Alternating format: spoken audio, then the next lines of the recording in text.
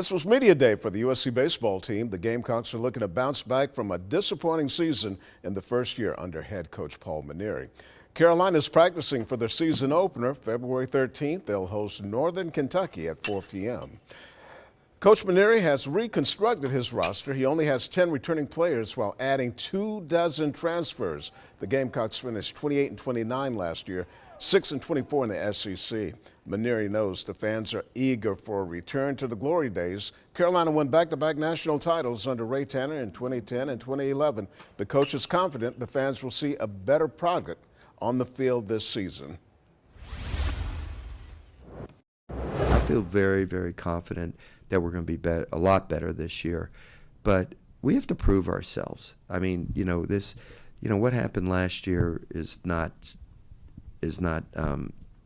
acceptable here at the University of South Carolina. I know what the standards are.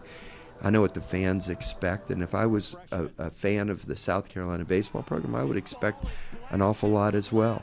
And it's our job now to win them back and to make them believe that we can have a championship caliber team. And I have all the confidence in the world that we can do that here. And I think this year is going to be a big step in the right direction.